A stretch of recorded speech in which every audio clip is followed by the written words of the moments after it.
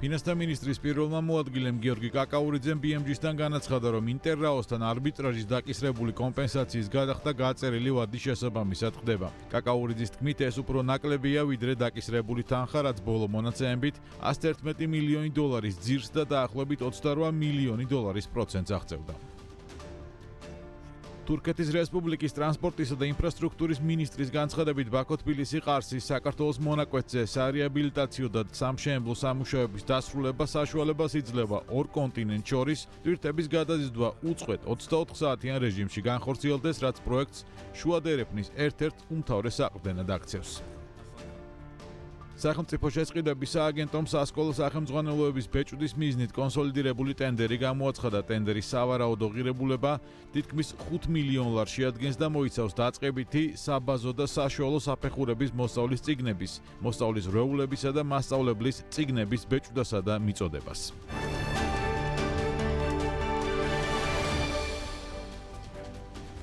საღამომშვიდობის BMG-ის გუნდის წევრებთან ერთად საქმიან საღამოს წარმოგიდგენთ. ჩვენი ამ გადაცემის ავტორები გიორგი თოლორდავა და ბექა ბაციკაძე ვართ. დავიწყოთ.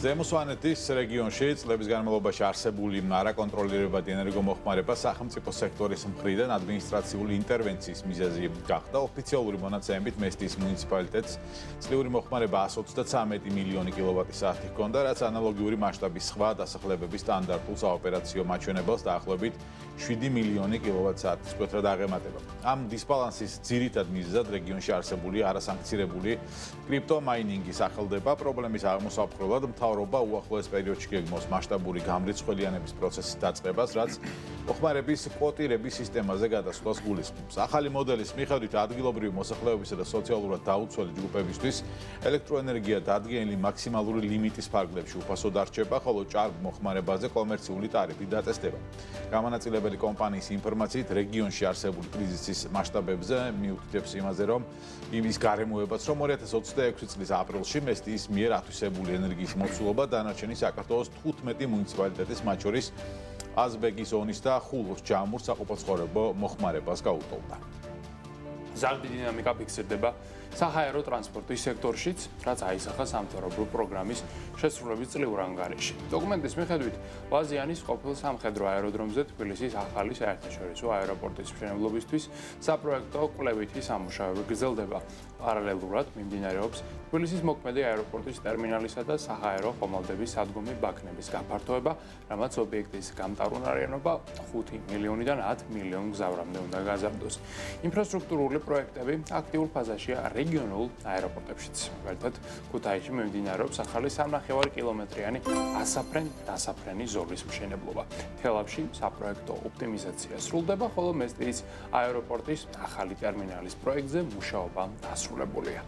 მიუხედავად იმისა, რომ ახლო აღმოსავლეთში არსებული გეოპოლიტიკური კრიზისის გამო საჰაერო რეისების რაოდენობა გარკვეულწილად შემცირდა, 2026 წლის პირველ კვარტალში საქართველოს აეროპორტები 1,6 მილიონ გზავრს მოემსახურა, რაც წლიურად 4,3%-ით გაზრდილი მაჩვენებელია, ხოლო შესრულებული რეისების რაოდენობა 8,7%-ით გაიზარდა და 7,799 რეისი შეადგინა.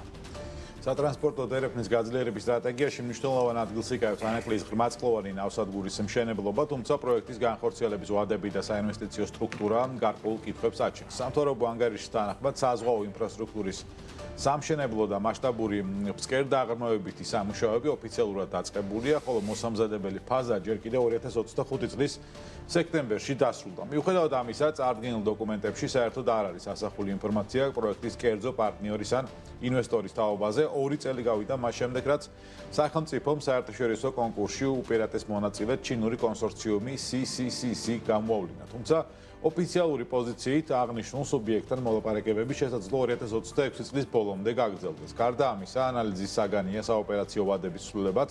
ეკონომიკის სამინისტროს მიერ თავდაპირველად გაჟღერებული თარიღი 2032 წელი მოგვიანებით ტექნიკურ ხარვეზე შეფასდა და პორტის მიერ პირველი გემების მიღების ვადა 2029 წელი განისაზღვრა, რაც არსებული ტემპების გათვალისწინებით სამშენებლო ციკლის 3 წლამდე შემჭიდროებას მოითხოვს. საზღვაო ინფრასტრუქტურის პროექტების პარალელურად რეგიონულ ლოგისტიკურ არქიტექტურაში განსაკუთრებულ დატვირთვას იძენს სარკინიგზო ტრანსპორტიც. კერძოდ ბაქო-თბილისი-ყარსის ხაზი, რომლის სრული გახსნის ოფიციალური ცერემონიალიც შედგა. ეკონომიკის სამინისტროს შეფასებით, გლობალური მიწოდების ჯაჭვების რღვევისა და უსაფრთხო მარშრუტზე მოთხოვნის ზრდის ფონზე აღნიშნული მაგისტრალი ევროპას, ცენტრალურ აზიასა და ჩინეთს შორის შუა დერეფნის ერთ-ერთ მთავარ საყრდენად განიხილება. 2025 წლის სტატისტიკური მონაცემებით საქართველოს გავლით ჩინეთიდან და ყაზახეთიდან განხორციელებული კონტეინერული გადაზიდვები 33%-ით გაიზარდა, ხოლო უშუალოდ ბაქო-თბილისი-ყარსის მარშრუტზე გადაზიდული კონტეინერების რაოდენობა წინა წლის მაჩვენებელს თითქმის 6-ჯერ გადააჭარბა.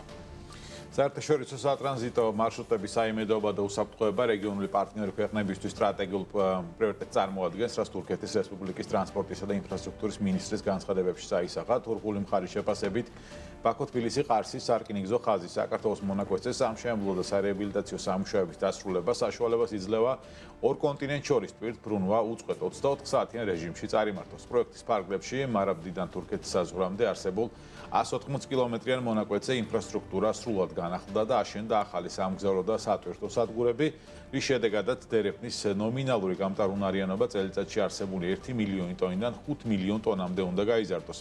ამასთან თურქეთი მუშაობს შიდა სატრანსპორტო ინიციატივებზე, როგორიცაა ყარსის ხაზის განვითარება, რაც მიზნად ისახავს აღმოსავლეთ, დასავლეთსა და სამხრეთ ჩრდილოეთის სატრანზიტო დერეფნების ინტეგრაციის ფართო გეოგრაფიულ ჭრილში.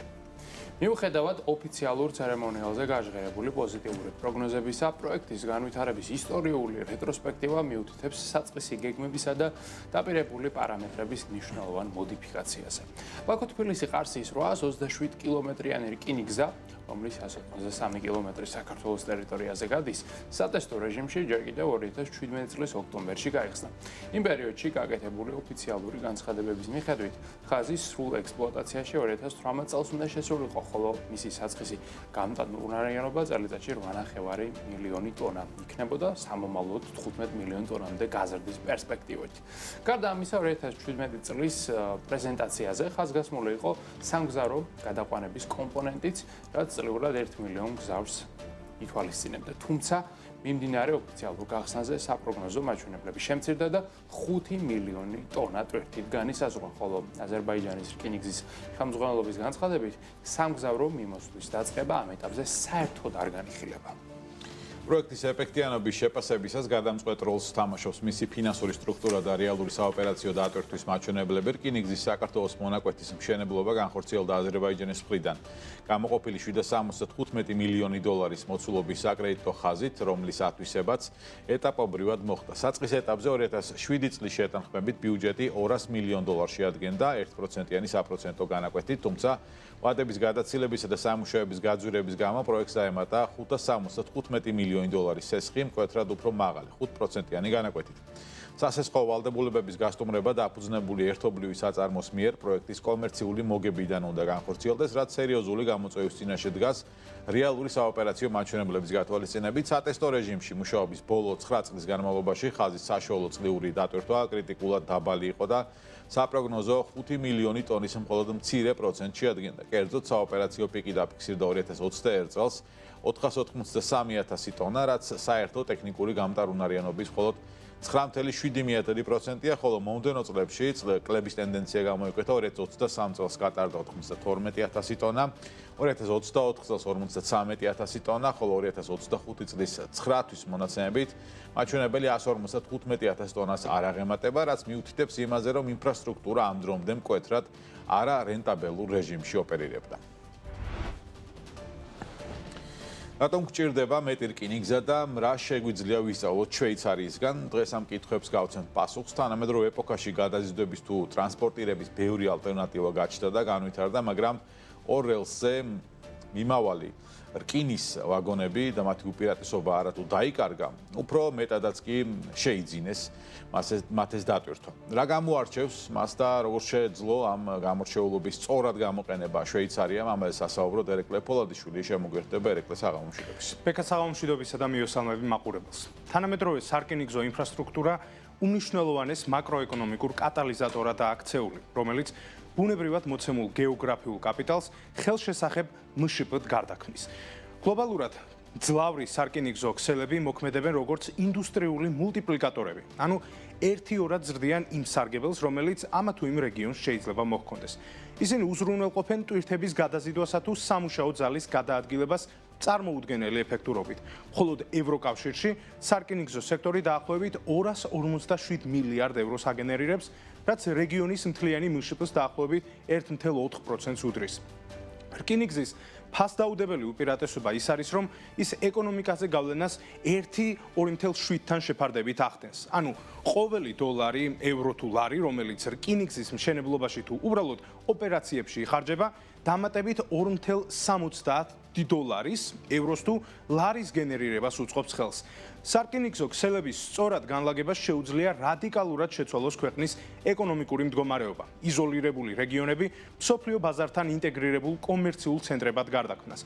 მაღალი გამტარუნარიანობის მქონე სატრანსპორტო დერეფნების შექმნით რკინიგზა 60%-მდე ამცირებს შიდა მიწოდების ხარჯებსა და გადაზიდვის დროს. ეს ინფრასტრუქტურა კორპორაციულ სუბიექტებს საშუალებას აძლევს მიიღონ წვდომა უფრო დიდ სამუშაო ძალაზე, რადგან თანამშრომლის ტრანსპორტირება შესაძლებელი ხდება ნებისმიერი რეგიონიდან, თანაც სწრაფად და იაფად. სადაც ვითარდება რკინიგზა, იქ ძვირდება უძრავი ქონებაც. ევროპის მაგალითზე ურბანული სარკინიგზო კვანძების მიმდებარე მიწების ღირებულება საშუალოდ 40%-ით იზრდება. რკინიგზას აქვს რამდენიმე უპირატესობა, რითიც ის სჯობნის მთავარ კონკურენტს, ანუ საავტომობილო მარშრუტებს. მაშინ, როდესაც საავტომობილო ტრანსპორტი მოიხმარს ევროპაში მთელი ენერგორესურსების 73%-ს, მთელი სარკინიგზო სექტორი საჭიროებს მხოლოდ 1.4%-ს. 1 ტონაზე გაანგარიშებით მატარებლებს მძიმე ტვირთი გადააქვთ 4-ჯერ ნაკლები საწვავის გამოყენებით, ვიდრე შორმანძილზე მოძრავ სატვირთო ავტომანქანებს, რაც პირდაპირ აისახება კორპორაციული ლოგისტიკური ხარჯების 40%-იან შემცირებაში. უფრო მარტივად რომ ვთქვათ, ერთ სატვირთო მატარებელს შეუძლია ადვილად ჩაანაცვლოს რამდენიმე ასეული სატვირთო ავტომანქანა. როცა მსოფლიო ენერგეტიკულ ბაზარზე ფასების ზრდას უჩივის, მრავალვაგონიანი მატარებლები მშვიდად აგრძელებენ ასობით კილომეტრის გავლას. როცა რკინიგზაზე ვსაუბრობთ, საუკეთესო მაგალითი ყველა სირთულის გადალახვისა თუ ყველა უპირატესობით სარგებლობისა არის შვეიცარია. ქვეყანა, რომელმაც ევროპაში დომინანტი პოზიცია ალპების დაპყრობით მოახერხა. ნაცვლად იმისა, რომ მთის ქედები ეკონომიკურ ბარიერებად განეხილათ, შვეიცარიელებმა ისინი გზაჯვარედინებად აქციეს. გზაჯვარედინებად, რომლებიც აკავშირებენ გერმანიას და იტალიას და ძალიან ბევრ სხვა ევროპულ სახელმწიფოსაც. 1997 წლის ისტორიული ეროვნული რეფერენდუმის შემდეგ ქვეყანამ წამოიწყო ამბიციური მოდერნიზაციის ინიციატივა Rail 2000, რის ფარგლებშიც 5.9 მილიარდი ფრანკი ჩაიდო ძირითადი ქსელების განვითარებაში. ამან კი 15%-ით შეამცირა საქალაქთაშორისო გადაადგილების დრო. მალევე ალპებში განხორციელდა საეტაპო ინფრასტრუქტურული ინიციატივა, ახალი სარკინიგზო კავშირის პროექტი, რომლის ღირებულებამაც 17.9 მილიარდი ფრანკი კი შეადგინა, თუმცა მალე შვეიცარია ევროპის ცენტრალურ ტრანსალპურ კომერციულ კარიბჭედ აქცია. დღეს ეს პროექტი პირდაპირ გარდაიქმნება შემოსავლების მსხვილ გენერატორად. მხოლოდ გასულ წელს შვეიცარიის ფედერალურმა რკინიგზამ სამგზავრო მიმართულებიდან წლიური მოგების სახით 496 მილიონი ფრანკი მიიღო. წარმოიდგინეთ, 12 თვეში 1.5 მილიონმა ადამიანმა ისარგებლა ამ ტრანსპორტით. აი, რაც შეეხება გადაზიდვებს, ამ ხრივ ციფრები გაცილებით მასშტაბურია. დღეს შვეიცარიის რკინიგზა ყოველდღიურად დაახლოებით 170,000 ტონა ტვირთს ატარებს, ანუ წლიურად 10 მილიარდზე მეტ ტონას. ეს სექტორი ეკონომიკას აწვდის 17.5 მილიარდ ფრანკს პირდაპირი დამატებული ღირებულების სახით ყოველწლიურად. ეს სექტორი დღეს 35,000-ზე მეტ ადამიანს ასაქმებს და კვებავს მათ ოჯახებს. ის ყოველწლიურად იზიდავს 1.1 მილიარდ ფრანკს მომგებიანი საგარეო საექსპორტო სავაჭრო ოპერაციებიდან. ასე და ამგვარად შვეიცარიის მაგალითზე ნამდვილად შეგვიძლია ვთქვათ, რომ რკინიგზა თავისი დანიშნულების სწორი გააზრებითა და გამოყენებით ყოველთვის შეიძლება იქცეს შემოსავლის გენერირების ეკონომიკის გაძლიერებისა და სტრატეგიული პოზიციების გამყარების ინსტრუმენტად. უბრალოდ ცოტა იღბალიცაა საჭირო რომ მეზობლებში გაგიმართლოს. იმედია 1945 წელი ჩვენი ჩრდილოელი მეზობლისთვისაც მალე დადგება. კაცობრიობა ყოველთვის მიისწრაფვის დროისა და მანძილის დამარცხებისკენ, თუმცა ცოტა რამ თუ შეედრება იმ რევოლუციას, რომელიც ამ მიმართულებით რკინიგზის განვითარება მოიტანა. მე-19 საუკუნის ორთქმავლების პირველი ნაბიჯებიდან დღევანდელობამდე მატარებლებმა წარმოუდგენელი ტრანსფორმაცია განიცადეს. ტექნოლოგიის განვითარების პარალელურად გაიზარდა რკინიგზის სიჩქარე და დატვირთულობა. ამჯერად კი 5 საუკეთესო და ყველაზე სწრაფ სარკინიგზო სისტემას გაგაცნობთ. საუბარი უნდა დავიწყოთ შანხაიში წარმოდგენილი იმ მატარებლით, რომელიც მთელმა მსოფლიომ იცის სახელით მაგლევი. მაგლევი არის ის მატარებელი, რომელიც უნიკალურია მთელი მსოფლიოსთვის, სულმცირე იმიტომ, რომ ის საერთოდ არ დგას რელსებზე. ეს არის მისი ფორმულა. მაგლევით სახელით, რომელსაც ხედავთ ეკრანზე ხედავთ ახლა მის გამოსახულებას და სახელიც მომდინარეობს მაგნიტური ლევიტაციიდან. როგორც აღნიშნე, ის არც ერთი წამით არ ეხება იმ ლიანდაგს, რომელზეც მოძრაობს, ის ჰაერში ტივტივებს, მარტივად რომ ვთქვათ, და ახერხებს რომ იყოს მსოფლიოში ყველაზე სწრაფი ტრანსპორტი. ყველაზე სწრაფი ტრანსპორტი, რომელიც ჩინეთში მოძრაობს. მაგრამ აქ ერთი ძალიან მნიშვნელოვანი რამ უნდა ვთქვათ. იმის მიუხედავად, რომ ჩინეთისაგან ზოგადად ტექნოლოგიები გასაკვირი არ არის და ტექნოლოგიური სერიოზული გადაწყვეტილებები, ეს კონკრეტული მატარებელი და მისი რეკორდები არის გერმანიის, კონკრეტულად Siemens-ის დამსახურება, რომელმაც ხელი შეუწყო ჩინეთში სწორედ აი ამ ტიპის მატარებლის შექმნას და განვითარებას. აქ ძალიან მნიშვნელოვანია ხაზზე გაისვას, რომ ეს იმ პერიოდში შეიქმნა, როცა ჩინეთსა და გერმანიას შორის კიდევაც უფრო მეგობრული ურთიერთობა იყო და კონკურენცია ნაკლები იყო, თანაც ჩინეთმა მისცა Siemens საშუალება, რომ ამ ტიპის ტრანსპორტი განევითარებინა. ერთი საინტერესო დეტალი, რაც უნდა იცოდეთ მისი სიჩქარის შესახებ, როგორც ხედავთ, 460 კმ/სთ-ში ავითარებს და ყველაზე მთავარი აქ რაც არის ის, რომ ის 30 კილომეტრს შანხაის ცენტრიდან აეროპორტამდე 7 წუთსა და 20 წამში ფარავს. მოგლეთ, თუ მოგინდებათ შანხაიში მგზავრობა, მაგლევზე საუკეთესო ტრანსპორტს ნამდვილად ვერ იპოვნით. ჩინეთში და ზოგადად აზიაში განსაკუთრებით უყვართ სწრაფი მატარებლები, რადგანაც მჭიდროდ დასახლებულ ობიექტებში ზოგადად ყოველთვის არის მოთხოვნა ამ ტიპის ტრანსპორტზე და ჩვენი რეიტინგის რიგით მეორე ყველაზე სწრაფი მატარებელიც არის სწორედ ჩინეთში წარმოდგენილი, ეს არის CR450. სახელიდან გამომდინარე, ძალიან მარტივი ლოგიკა არის აქ, ამ მატარებლის მაქსიმალური სიჩქარე არის დაახლოებით 450 კმ/სთ-ში, თუმცა მაგლევისგან განსხვავებით ის არის ტრადიციული სტრუქტურის მქონე, როგორც ხედავთ, მას აქვს რკინის ბორბლები და ის პირდაპირ ეხება რელსებს განსხვავებით მაგლევისგან, რომელიც მაგნიტური ლევიტაციის ტექნოლოგიას იყენებს. ეს არის პრინციპში მაქსიმუმი, რომლის მიღწევაც ფიზიკურ მატარებელს შეუძლია რელსებთან კონტაქტი, თუმცა ცხადია, მისი ოპერირებისათვის არის საჭირო სპეციალური რკინიგზის გაყვანა, რომელიც გათვლილი არის ამ უკიდურესად მაღალ სიჩქარეზე, რადგანაც 450 კმ/სთ-ში იმდენად მაღალი სიჩქარე, რომ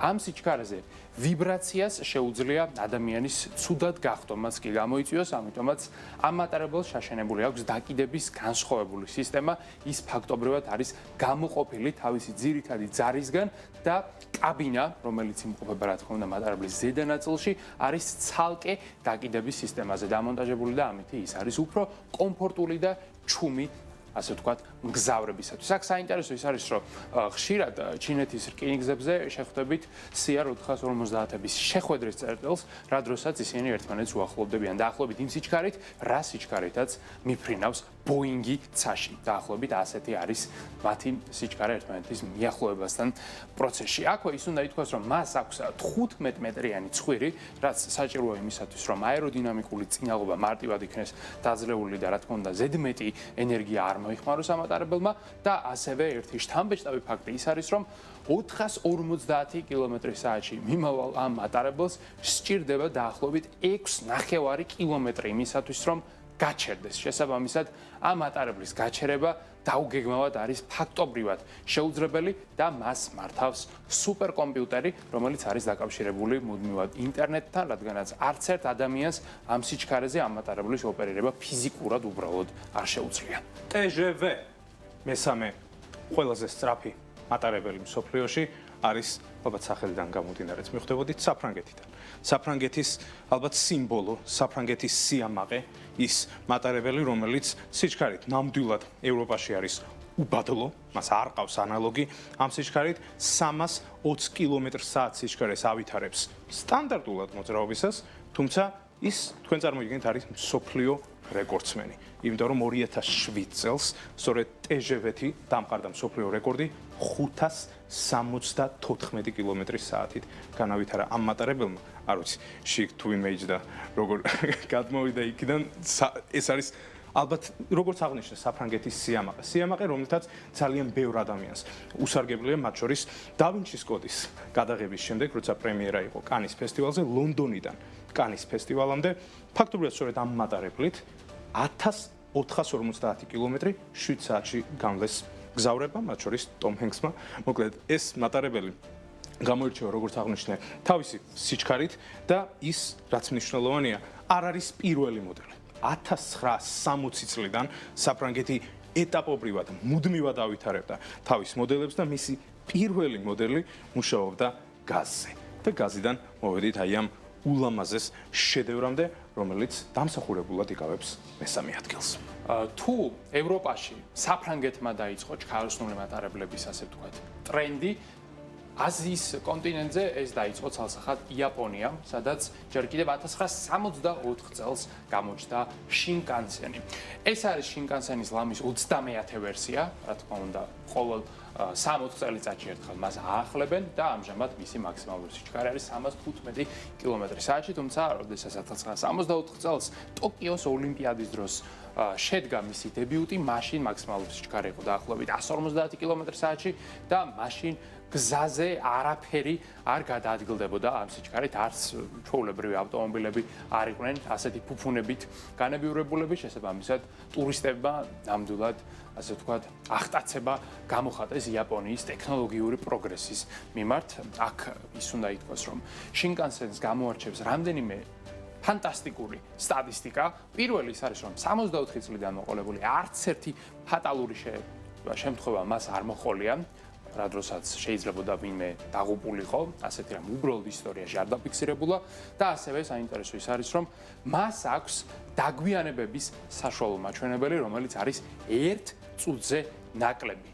წარმოიდგინეთ, მთელი ქვეყნის მასშტაბით, როდესაც გადაადგილდება ეს მატარებელი, სადგურზე მიდის ზუსტად იმ დროს, როდესაც ეს არის საჭირო. დაგვიანება იაპონიაში უბრალოდ არ უყვართ და არ ესმით. ასევე საინტერესო ის არის, რომ ეს მატარებელი პირდაპირ არის დაკავშირებული იაპონიის მიწისძვრების აღმოჩენის სისტემასთან. იაპონია მოგეხსენებათ ერთ-ერთი ყველაზე სეისმური სახელმწიფოა პლანეტაზე და როგორც კი სისტემა დააფიქსირებს საკმაოდ ძლიერი მიწისძვრის საფრთხეს, მაშინვე მატარებლის მართვის პუნქტი იღებს ბრძანებას იმასთან დაკავშირებით, რომ ან შეიცვალოს ტრაექტორია, ან გაჩერდეს მატარებელი, ან მგზავრები იქნენ გადაყვანილნი უახლოეს უსაფრთხო პუნქტში, რათა არავინ არ დაზიანდეს. სწორედ აი ამ სისტემის დამსახურებით არის ის, რომ ამ მატარებელს აქვს 0 სიკვდილიანობის მაჩვენებელი, რაც დამიჯერეთ 1000 ჯერ უფრო ნელ მატარებლებშიც არ არის ხოლმე, თუ კი გადავხედავთ მაგალითად აზიის სხვა ქვეყნებს, მაგალითად ინდოეთს, სადაც ყოველწლიურად 1000-ობით ადამიანი იღუპება მატარებლების კატასტროფების შედეგად. იაპონიიდან ძალიან შორს მივდივართ ამ შემთხვევაში აფრიკაში, სადაც ერთადერთ სწრაფ მავალ მატარებელზე უნდა ვისაუბროთ. Al-Borak. აი ეს არის ის მატარებელი, რომელსაც ხედავთ და ვიზუალურად ნამდვილად ვერ შეედრება იმ მატარებლებს, რომლებიც აქამდე ვიხილეთ, თუმცა მისი სიჩქარე, ფერებს როგორც ხედავთ, სწორედ მაროკოს ფერებშია გადაწყვეტილი და მისი სიჩქარე, აი მიაპონურ ელმავალს, რომელიც ალბათ ერთ-ერთი უსწრაფესია, მხოლოდ 5 კმ/სთ-ის სიჩქარით ჩამორჩება. როგორ მოახერხა აფრიკულმა ქვეყანამ, რომ ყოფილიყო პირველი და ერთადერთი ამ სიაში. ეს არის დამსახურება საფრანგეთის, ვინც ისტორია მცირედით მაინც იცის ის, რომ მაროკო საკმაოდ დიდი ხნის განმავლობაში იყო საფრანგეთის გავლენის ქვეშ და საფრანგეთმა გადაწყვიტა, რომ თავისი სიმბოლო ტექნოლოგიური განვითარებისა გადაეტანა აფრიკაშიც, ამ შემთხვევაში მაროკოშიც, სადაც 2018 წელს, როცა ეს მატარებელი პირველად გაეშვა, მოხერხდა, რომ ორჯერ გაზრდილიყო იმ მანძილის დაფარვის, ორჯერ შემცირებული იყო იმ მანძილის დაფარვის დრო, რაც აკავშირებდა მაროკოს ორ ყველაზე მნიშვნელოვან პორტს. მაროკო არის საპორტო სახელმწიფო, საზღვაო სახელმწიფო, შესაბამისად მისთვის მნიშვნელოვანი არის გადაზიდვები და სწორედ აი ამ მატარებლით ხერხდება ამ შემთხვევაში მოძრაობა, სუმცირე.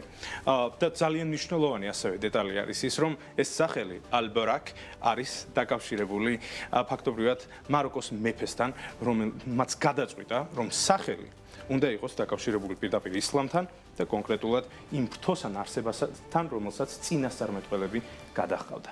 მოგეთ, ასეთი უცნაური სახელი აქვს, მაგრამ ძალიან საინტერესო და საამაყოა ის მაროკოს მოსახლეობისთვის. აი ასეთი იყო 5 უსწრაფესი სარკინიგზო სისტემის დღევანდელი რეიტინგი, ჩვენ კი საქმე საღამოს სისწრაფეზე საუბრით ვაგზავნებთ.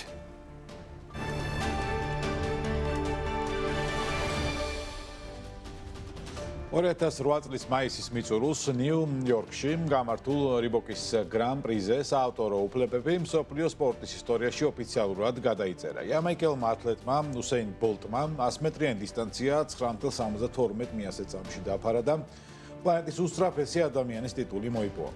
ამ შედეგით მან გაუმჯობესა თავისივე თანამემამულის ასაფა პაუელის მანამდე არსებული რეკორდი 9.74 მიასედი წამი იყო. ეს თარიღი სპორტულ ანალიტიკაში მიიჩნევა გარდამტეხ მომენტად, როდესაც მსუბუქ ათლეტიზმში ანთროპომეტრული მონაცემების და სირბილის ტექნიკის მანამდე არსებული დოგმების სრულიად შეიცვალა.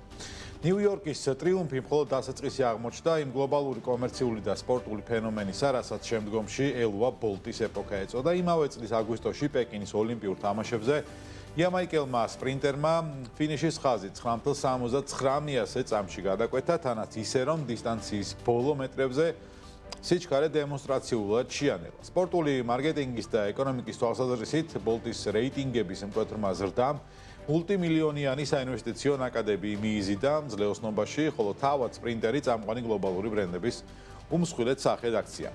სპრინტის აბსოლუტურ პიკს ათლეტმა 2009 წლის ბერლინის მსოფლიო ჩემპიონატზე მიაღწია, სადაც ციფრულმა ტაბლომ დღემდე მიუღწეველი ნიშნული 9.58 მიასედი წამი დააფიქსირა. ბიომექანიკური კვლევების თანახმად ამ რბენისას ბოლტის მაქსიმალურმა სიჩქარემ საათში 44.72 მიასედი კილომეტრი შეადგინა. მას შემდეგ თითქმის 2 ათწლეული გავიდა და დღეს 2026 წელს ეს დრო კვლავ რჩება ადამიანის ფიზიკური საშუალებების მაქსიმალურ ზღვრად. მიუხედავად იმისა, რომ თანამედროვე სპორტული ინდუსტრია და ტექნოლოგიები, მათ შორის ულტრათანამედროვე სარბენი ფეხსაცმელები და საფარები, მკვეთრად განვითარდა, ბოლტის მიერ ბერლინში დამყარებულ ფენომენალურ ნიშნულს სერიოზულად ჯერჯერობით ვერავინ მიუახლოვდა.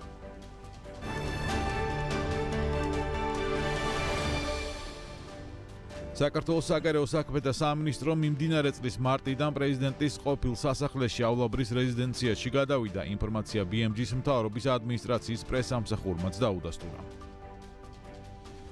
შრომის უსაფრთხოების სპეციალისტის სასერტიფიკატო გამოცდაზე 2025 წელს ჯამში 1424 პირი გავიდა. სერტიფიკატი 1062 პირმა მიიღო, ხოლო მინიმალური კომპენსაციის ზღვარი 372 პირმა ვერ გადალახა. შეირჩა 1421 სტაჟიორი სისტემაში დასაქმდა 199. ასეთია საჯარო დაწესებულებებში გამოცხადებული სტაჟირების პროგრამის შედეგები. საუბარია სამთვიან ანაზღაურებად სტაჟირებაზე 2025 წლის 1 სექტემბრიდან გამოქვეყნდა 328 დაწესებულების 1688 ვაკანსია 3179 პოზიციაზე. როგორც საჯარო დაწესებულებებში, ისე საჯარო დაწესებულების სისტემაში შემავალ საბიუჯეტო ორგანიზაციებში.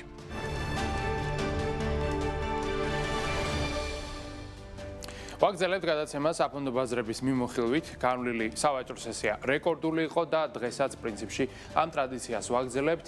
როგორც ხედავთ, Wall Street-ის საფონდო ბირჟაზე ძალიან პოზიტიური დინამიკა არის ისევ და ისევ. S&P 500 აჩვენებს პლუს 0.21%, Dow Jones-ი პლუს 0.29%, Nasdaq-ი პლუს 0.20%. სამივე ინდექსი დღეს ავიდა ახალ რეკორდზე. მიზეზი ისევ და ისევ იგივეა, AI ინდუსტრიის ფენომენალური შედეგები. ამას ისიც დაემატა, რომ ზუსტად 40 წუთის წინ ტრამპმა ხელი მოაწერა ახალ აღმასრულებელ ბრძანებას AI ინდუსტრიის ხელშეწყობასთან და რეგულირებასთან დაკავშირებით. ბრძანება იმდენად ლიბერალური აღმოჩნდა ინდუსტრიისთვის, რომ ფაქტობრივად ყველა ექსპერტმა ერთხმად თქვა, რომ ეს ხელს შეუწყობს ბაზრის განვითარებას და წესით AI ტექნოლოგიების რბოლაში ამერიკის დაწინაურებას. ამ ყველაფრის ფონზე ჩვენ კომპანიებსაც შეგვიძლია გადავხედოთ, რამდენიმე მათგანს კარგი შედეგები აქვს გამორჩეულად, Apple-თან გვაქვს 2.5%-იანი ზრდა, TSMC-საც 2 აქვს ასევე მაჩვენებელი, Broadcom-ი საერთოდ რეკორდზე ავიდა 4%-იანი ზრდით, ასევე პოზიტიურ შედეგს აჩვენებს Tesla პლუს 1.5%-ის ფარგლებში ამის შედეგი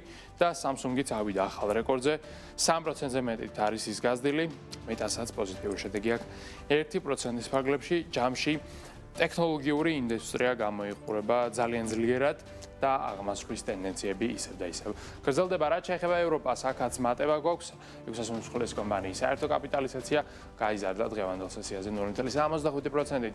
შანხაისთან მქონდა პლუს 0.42, ნიკეისთან კი მცირედი კორექცია იყო 0.30%-ის ფარგლებში. რაც შეეხება ნავთობს, მისი ფასი დღეს მცირედით არის მომატებული, საშუალოდ 0.5%-ით, ბრენდის ფასი $96 აღწევს, WTI-ის ფასი კი $93. ბუნებრივი ერი კი პირიქით გავაფასურდა 2%-ით და როგორც ხედავთ, მეგავათი ენერგიის ფასი დაეცა 48 ევროიან ნიშნულამდე. ოქრო და ვერცხლი თითქმის უცვლელია, ისევ და ისევ $4,991 ფარგლებში ოქროს ფასი, ვერცხლის კი $75 ფარგლებში. კრიპტოზეც ვისაუბროთ, აქ კორექცია გვაქვს, საკმაოდ არასახარბელო შედეგებია, ამის 4%-ით დაეცა ბაზრის შეფასება და ის შეადგენს ამჟამად $2.30 მილიარდ. ბიტკოინის ფასი ამ ეტაპზე არის როგორც ხედავთ 77,300, ეთერიუმი დაეცა $1,900-მდე, კაპიტალიზაცია ბიტკოინთან ერთ კვირაში უკვე გვაქვს 12%, ხოლო ეთერიუმთან 8.5%, კაპიტალიზაცია როგორც ხედავთ არის 33 მილიარდი ეთერიუმის, ბიტკოინის კი $1,361 მილიარდ. აქვე ტრადიციულად იმას გეტყვით, რომ თუ კი გსურთ შეიძინოთ ბიტკოინი, ეთერიუმი ან სხვა ნებისმიერი კრიპტოაქტივი და თანაც ისარგებლოთ ასეთი კორექციით, შეგიძლიათ ამისათვის მიმართოთ CoinMoney-ს, რომელიც არის ეროვნული ბანკის მიერ რეგულირებული და ლიცენზირებული კრიპტო ბირჟა. და ბოლოს აქვე ტრადიციულად უნდა ვისაუბროთ ჩვენს ეროვნულ ვალუტაზეც, რომლის გასვლითი კურსიც ბოლო პერიოდში არის გამოყარებული დოლართან და ამჟამად არის 2.66, ევროს კურსი არის 3.10, ხოლო სტერლინგის კურსი არის 3.59. მოკლედ აი ასეთი ვითარება გვაქვს, ძალიან პოზიტიური განწყობა, როგორც ხედავთ საფონდო ბირჟებზე. საქმე საღამოს დასრულების შემდეგ კი თქვენ წინგელით თელარა გელანდიას ავტორ გადაცემა წერტილი რომლის ანონსაც სწორედ ახლა გაგაცნობთ. საქართველოში სამეწარმეო ვენახის გაშენება უკვე მხოლოდ ღვინის ეროვნული სააგენტოს ნებართვით არის შესაძლებელი. პარალელურად პარლამენტი ვაზისა და ღვინის შესახებ კანონში ცვლილებებს განიხილავს, რითაც თამაშის წესები მკაცრდება. იცვლება მცირე მარნის სტატუსის ზღვარი, შემოდის სავალდებულო დეგუსტაცია, წესდება სავალდებულო ნიშანდება 10 თეთრი თითო ბოთლზე. რა მიზანს ემსახურება სახელმწიფოს მხრიდან კონტროლის გამკაცრება. დღეს საღამოს 10:30-ზე BMG TV-ზე ვსჯელობთ ახალ რეგულაციებზე მეღვინეობის სექტორში. რა ელის ქართულ ღვინოს. კომპანია იაგოს ღვინოს დამფუძნებელი მეღვინე იაგო ბიტარიშვილი წერტილში თელარა გელანტიასთან ერთად. სოფლიო ამბებს წარმოგიდგენთ Global Auto Import-ი. სოფლიო ამბებით გავაგრძელოთ საქმე საღამო და დავიწყოთ ირანით, სადაც ირანის სამთავრობო მედიის გავრცელებული ინფორმაციით გავლენიანმა ირანელმა სამხედრო ოფიცერმა ამერიკის შეერთებულ შტატებთან ომის განახლებას გარდაუვალი უწოდა იმ ფონზე, როცა მხარეებს შორის მოლაპარაკებები პრაქტიკულად ჩიხშია შესული, ყოველ შემთხვევაში ირანული მხრიდან ამ ტიპის ინფორმაცია გრძელდება. ამერიკის შეერთებული შტატები ჩვენ სრულ დანებებას ითხოვს და ირანი არასდროს დანებდება, განაცხადა ირანის ცენტრალური სამხედრო სარდლობის მეთაურის მოადგილე მოჰამედ ჯაფარ ასადიმ. დანებების გარეშე ომი არის გარდაუვალი. მიუხედავად იმისა, რომ მოლაპარაკებები, როგორც ვიცით, ჩიხშია შესული და ირანული მხარის მხრიდან, ასე ვთქვათ, დასრულებული ისინი აღარ აპირებენ არანაირ კომუნიკაციას, დონალდ ტრამპი პირიქით აცხადებს, რომ გრძელდება მოლაპარაკებები და რაღაც გარკვეული შეთანხმების მისაღწევად იმედს არ კარგავს, თუმცა იქამდე ჩვენ ვისმენდით, რომ ამერიკის შეერთებული შტატები სამხედრო მოქმედებების განახლებისთვისაც, რა თქმა უნდა, მზად იყო. ბლოკირება გრძელდება, ჰორმუზის რუტე კვლავ ჩაკეტილია, მოკეთ მოცემულობა ისევ ისეთია, როგორიც იყო. ირანი ამბობს, რომ ჰეზბოლაზე შეტევების გამო, ასე ვთქვათ, მოლაპარაკებების გაგრძელებას აზრი არ აქვს და ამასთან დაკავშირებით აქსიოსმა გავრცელა ინფორმაცია, რომ დონალდ ტრამპი ესაუბრა ნეთანიაჰუს და შესაბამისად უყვირა კიდეც ტელეფონში და უთხრა, რომ გიჟურად იქცეოდა და ის უმადური იყო. ყოველ შემთხვევაში აქსიოსმა ეს ინფორმაცია გავრცელა ანონიმურ წყაროზე დაყრდნობით. დაახლოებით. ხო ის ყარვა თავის თავს არაზუსტ არ დაასახელებდა ასეთი ინფორმაციის გავრცელების ფონზე. ერთი ომი გაურკვეველ მდგომარეობაშია, მეორე ომიც პრინციპში ანალოგიურად გამოიყურება, ამ შემთხვევაში საუბარი გვაქვს რუსეთ-უკრაინის ომზე, რომელიც გრძელდება, რაღაცნაირად ბოლო დასასრული მას არ უჩანს და ამის ფონზე როგორც ჩანს უკვე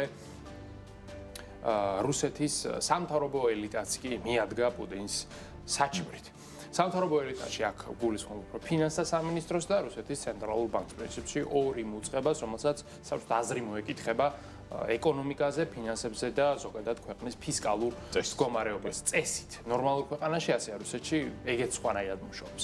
როგორც ჩანს, ორივე უწყება პუტინს ეუბნება, რომ ასე არ გამოვა ამ ბიუჯეტის მოცემულობით და ამ რეალობით ვერ გაგრძელდება, ვერც ომი და ვერც ბიუჯეტის შენარჩუნება, ან მოუწევს ახლა რუსეთს ხარჯვითი ნაწილის შემცირება ყველა მიმართულებით, თუ უნდა რომ სამხედრო ხარჯები იყოს უცვლელი, ან მოუწევს სამხედრო ხარჯების შემცირება, რაც ყველაზე ლოგიკური იქნება, ან უარეს შემთხვევაში მოუწევს გადასახადების მკვეთრად გაზრდა, რისი რესურსიც ქვეყანაში დიდად არ არის. თუმცა ამის ფონზე ბლუმბერგი იტყობინება ანონიმურ წყაროებზე დაყრდნობით, რომ პუტინს არც ერთი ვარიანტის მოსმენაც არ უნდა, ის ამბობს, რომ სამხედრო ხარჯები არათუ უნდა შემცირდეს, არამედ მკვეთრად უნდა გაიზარდოს, რათა მიაღწიოს მან დასახულ მიზნებს და როგორც პუტინი თავისი სიტყვებით ამბობს ამას, ახლა არის გარდამტეხი მომენტი და რა დროს დანაზოგებიაო, ასეთი შენიშვნა ჰქონია მას ორივე ამ მოწყებისთვის. აქვე ისიც უნდა ითქვას, რომ პუტინის ლოგიკა ეფუძნება უფრო სამხედრო ეკონომიკის ნაწილს, მისი თქმით, თუ რუსეთი შეწყვეტს დღეს და ხვალ ომს და რაღაცნაირად სამხედრო ინდუსტრიას აღარ მისცემს იმ ხალხთა ფინანსებასაც ახლა აძლევს,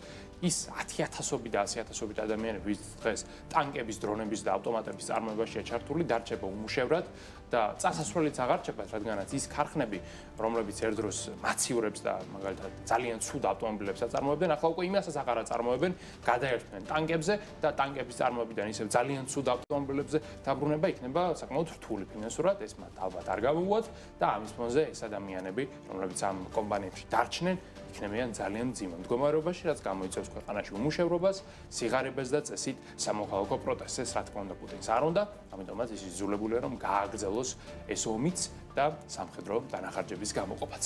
კი ბატონო, სომხეთზე ვისაუბროთ, სადაც სომხეთის პრემიერ-მინისტრი ფაშინიანი რუსული შეზღუდების ფონზე საექსპორტო დაბრკოლებების წინაშე მდგარ ფერმერებს შეხვდა და მათ დაჰპირდა დახმარებას. რეგიონში გამართულ წინასაარჩევნო შეხვედრაზე პრემიერმა განაცხადა, რომ ნებისმიერი ადამიანი, ვისაც კრემლის გადაწყვეტილება შეეხება, სახელმწიფოს მხრიდან ზარალის ანაზღაურებას მიიღებს.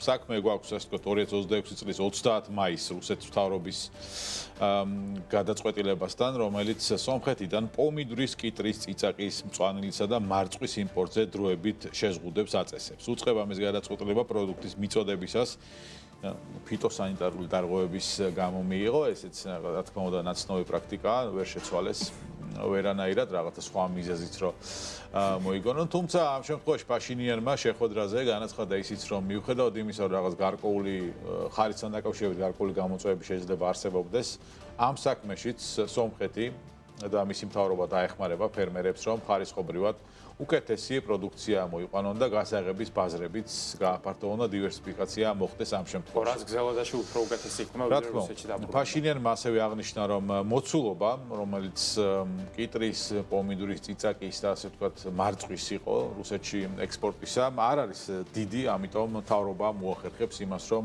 ზარალი, რომელსაც ფერმერები რეალურად მიიღებენ, ანაზღაურებული იყოს და ფაშინიანი ფიქრობს, რომ პირიქით ბაზრების დივერსიფიკაცია, ხარისხზე ზრუნვა და მომავალში პერსპექტივაში ბაზრების განვითარება მეტ შედეგს და ფინანსურ სარგებელს მოუტანს სომეხ ფერმერებს, ვიდრე ახლა მიიღებენ ზიანს რუსეთის მიერ მიღებული გადაწყვეტილებიდან გამომდინარე. კი, რუსეთის ბაზარი ზოგადად არ არის სანდო ბაზარი, რომელზედაც შეიძლება გრძელვადიანი ბიზნეს გეგმები დააშენო. ასევე არის რუსეთის უძრავი ქონების ბაზარი, სადაც ერთდროს ბუმი იყო, თუმცა ეგ ბუმი დამთავრდა. და პრინციპში ახლა უკვე სრული რეცესია გვაქვს ყველა მიმართულებით, როგორც უძრავ ქონებასთან მიმართებით, ასევე დეველოპმენტისა და მშენებლობის სექტორშიც რუსული დეველოპერული კომპანიების, მაგალითად ეტალონისა და სამონელეთის აქციები ძალიან მკვეთრად ეცემა, ამის ერთ წლიან პერიოდში 60%-იან კორექციასთან გვაქვს საქმე. მიზეზი არის მარტივი, რუსეთში აღარ ამიყიდულობს უძრავ ქონებას, ფასებიც უკვე შემცირებულია, ტრანზაქციების რაოდენობა მკვეთრად დაეცა და ამას ის განაპირობებს, რომ პირველ რიგში მთავრობამ იპოთეკური შესხების სუბსიდირების პროგრამა გააჩერა, რადგანაც ფული არ აქვს ამისათვის უკვე ეგეც ტანკების წარმოებაში წავიდა. ამას ისიც ემატება, რომ რეფინანსირების განაკვეთი არის 14.9%, ანუ რეალური იპოთეკური სესხი, ეფექტური განაკვეთი წლიური ხანდახან აჭარბებს 20-22%-ს და 22%-იანი რეფინანსირების განაკვეთის პირობებში რანაირად უნდა გაუძლო იპოთეკურ წნეხს აბსოლუტურად გაუგებარია და ამას ისიც ემატება, რომ მოსახლეობის რეალური შემოსავლები არის შემცირებული PPP, ასე ვთქვათ, მექანიზმის მიხედვით და ამას ისიც უნდა დავამატოთ, რა თქმა უნდა, რომ უცხოური ინვესტიციები ქვეყანაში აღარ შედის და როდესაც კაპიტალი არც გარედან შემოდის, არც შიგნით იქმნება და არც გვერდიდან გამოდის, ამ შემთხვევაში ყოველთვის ვიღებთ რეცესიას, რაც უკვე კაფეო ჩანს უძრავი ქონების ბაზარზე რუსეთში. მსოფლიო ამბებს წარმოგიდგენთ Global Auto Import. გლობალური ბიზნეს ამბების მიმოხილვაც მოვასწროთ და დავიწყოთ ხელოვნური ინტელექტის განვითარებაზე მომუშავე კომპანიით Centropic-მა ფასიანი ღაღალდების კომისიაში პირველადი საჯარო შეთავაზების თაობაზე კონფიდენციალური განაცხადი შეიტანა, როგორც ირკვევა მენეჯმენტმა ეს გადაწყვეტილება ბაზარზე რეკორდული ფინანსური მაჩვენებლების და შემოსავლების შემდეგ მიიღო. როგორც ცნობილია, ორგანიზაციის წლიური შემოსავლის საპროგნოზო მაჩვენებელმა გასულ თვეს შეადგინა 47 მილიარდი $. ამავე პერიოდში კომპანიამ დახურა დაფინანსების ახალი რაუნდი და მის კაპიტალიზაცია დაახლოებით 965 მილიარდი $-მდე გაიზარდა და განისაზღვრა და ამ შედეგით მან OpenAI-საც, რომელიც მისი მთავარი კონკურენტია, გადაუსწრო. თავად კომპანიას რაც შეეხება, მასზე არაერთხელ გვისაუბრია, Entropic-ი ძალიანძლიერად არის წარმოდგენილი და პირველი, ასე ვთქვათ, მთავარი მამოძრავებელი, რაც გახდა ამ ზრდისა, იყო კიბერუსაფრთხოების სპეციალური ფუნქციის მქონე მოდელი Claude Mythos Preview, ახალმა AI მოდელმა, რომელიც კიბერდანაშაულების განხორციელების საფრთხის გამო სტარტაპმა ჯერ კიდევ ვერ გამოუშვა, საკმაოდ დიდი აჟიოტაჟი გამოიწვია, თუმცა ამ მოდელის გარკვეული ვერსია ხელმისაწვდომია რამდენიმე კორპორაციისთვის და შიდა მოხმარებისთვის და შესაბამისად, მიუხედავად იმისა, რომ კომერციულ მიმართულებაზეა ჯერჯერობით Entropic-ი ორიენტირებული და სამოხმარებო მიმართულება მათთვის მთავარი არ არის, მისი chatbot-ი ძალიან პოპულარულია და გასულ თვეში Apple-ის free market-ზე ყველაზე მეტი რაოდენობის გამოწერა დააგროვა, ასე რომ Entropic-ი AI მიმართულებით საკმაოდძლიერად არის წარმოდგენილი და ველოდებით მის IPO-საც, რომელიც ტრილიონზე მაღალი შეფასებით უნდა იყოს. ხო, წელს ტრილიონების ცვენა გვექნება, OpenAI-ს ტრილიონზე გადის, Entropic-იც და SpaceX-ი, რა თქმა უნდა, რომელიც ლამის 2 ტრილიონს უმიზნებს, ესეც ვიცით. IPO-ს განაცხადი შეტანილია და 10 დღეში იქნება სხვათა შორის მისი IPO. ყველანი სულ მოუხმელად ველოდებით ნამდვილად ამ მომენტს და სანამ SpaceX-ი გავა. ჩემპიონატი დაიწყება IPO-ც.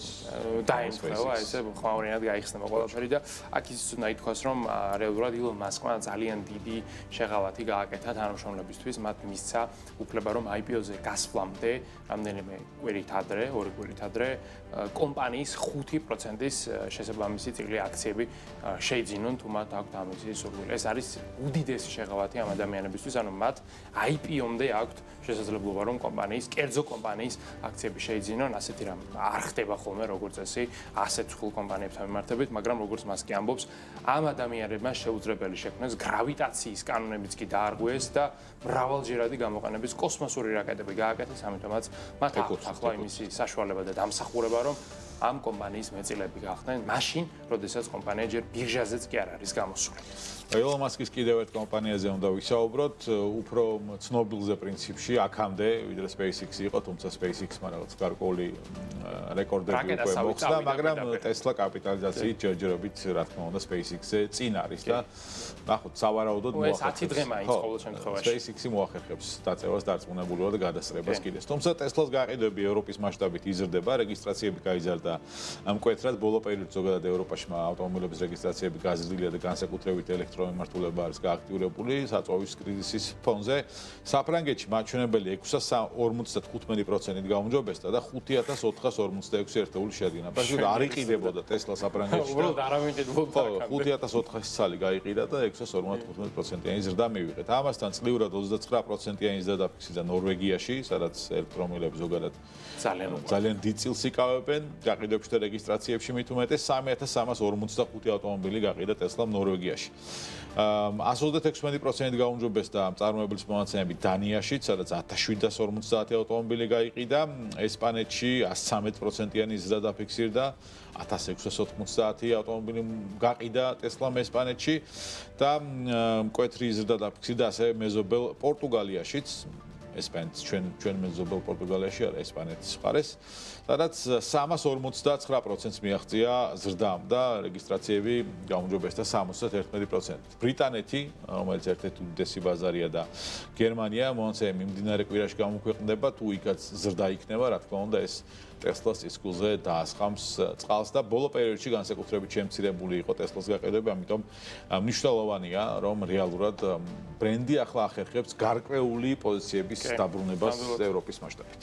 და კიდევ ერთ ბრენდზე უნდა ვისაუბროთ, რომელსაც პოზიციების დაბრუნება არ ჭირდება, რადგან ის არის ისედაც პირველ ადგილზე, ეს არის Google, რომელიც 99%-იან წილს აკონტროლებს საძიებო ბაზრებისა, თუმცა Google-ს უნდა რომ 99%-ს აკონტროლებდეს AI მოდელების გამოყენებისასაც ამის ამბიციაც აქვს, ამიტომაც კომპანია გამოუშვებს 80 მილიარდ დოლარის აქციებს ბირჟაზე და მოიზიდავს დამატებით კაპიტალს, რათა ინვესტიცია გაზარდოს AI ინფრასტრუქტურაში, ძალიან გასაგები ლოგიკა არის ამ შემთხვევაში და საინტერესო ის არის, რომ ამჯერად ამ რაუნდში მონაწილეობას 10 მილიარდის კაპიტალით მიიღებს Berkshire Hathaway.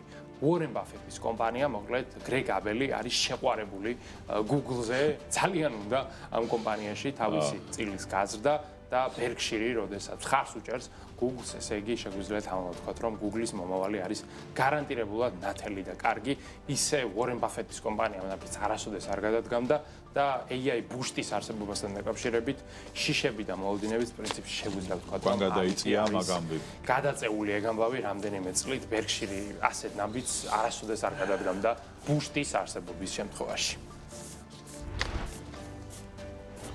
საქმეის აღამა დღეს ამით დასრულებულია. მადლობა ყურადღებისთვის. მომავალ შეხვედრამდე.